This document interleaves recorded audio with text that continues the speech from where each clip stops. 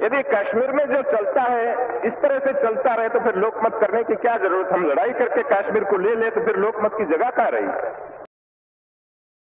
हमारा सिपाही मरते रहे, हमारा पैसा खर्च करना पड़े और हमारे गांव के गांव जलाए जाए और वहां हिंदू और सिखों को तबाह किया जाए तो फिर आखिर लोकमत का रहा। फिर तो आखिर हम बंदूक से ही लेना हो तो लेंगे और क्या करेंगे, दूसरी तरह से नहीं हो सकता है। तो नहीं,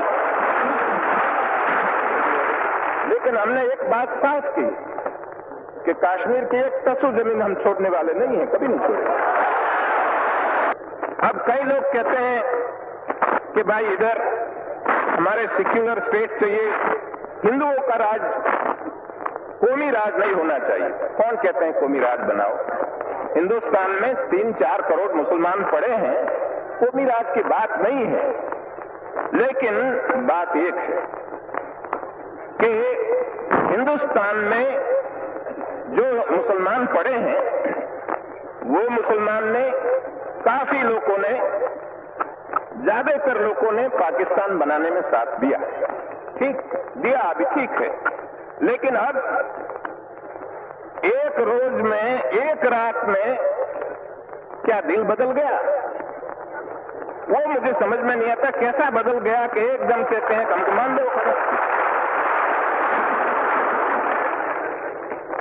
तो ये मेरी समझ में नहीं आता कि एक रोज में दिल सबका कैसा बदल गया। तो वो कहते हैं कि हम वफादार हैं, तो हमारी वफादारी में शंका क्यों की जाती है, आपको सस्पिशन क्यों आता है।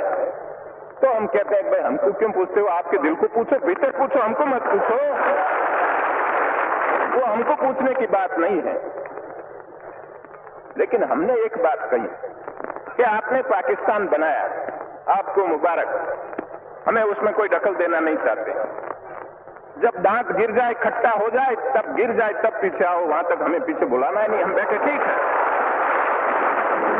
कोई कहते हैं कि हम आखिर पाकिस्तान और हम एक हो जाए।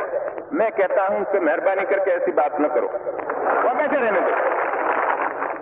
उससे बहुत नुकसान है, वहां बैठे रहने दो, करने दो उनको, पाकिस्तान अच्छा बनाने दो।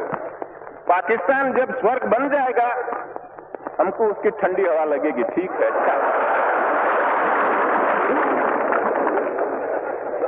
तो आप लोग क्यों ऐसा कहते हो, उनको शंका पैदा होती है, ऐसी बात हम क्यों करें। मजबूत बनाओ, तगड़ा बनाओ पाकिस्तान, हमारा पड़ोसी मजबूत होता है बहुत अच्छी बात है, तो हमको कोई नुकसान नहीं है, वो ठीक है। लेकिन बहुत दफे ऐसा कहा गया कि पाकिस्तान मिटाने के लिए, उसको बर्बाद करने के लिए हमारे दुश्मन लोगों ने कॉन्स्पिरेसी की।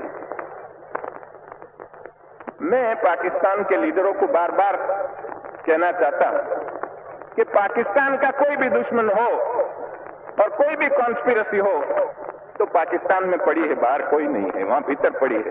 जितने दुश्मन है वहां सब, इधर कोई नहीं है। हम उनका कोई बुरा नहीं चाहते हैं। क्यों हम बुरा चाहें, हमने राजी खुशी से तुमको दे दिया कि जाओ तुम पाकिस्तान बनाओ। लेकिन यदि हमारी आंख में धूल फेंकने के लिए कोई आवे तो हम कहते हैं कि इस तरह से हम नहीं चलने देंगे, ये काम नहीं चलेगा। हमारा हिंदुस्तान बाकी का है, उसको छोड़ दो, बाकी हिंदुस्तान को उनका काम करने दो, उसमें आप दखल न दो, तो हम आपके काम में दखल नहीं देंगे। तो आप देख लीजिए, हमने फैसला किया तो जितनी चीज थी उस चीज में उदारता से हमने उनको जितना इनका हिस्सा था उससे ज्यादा भी देने के लिए हमने कोशिश की।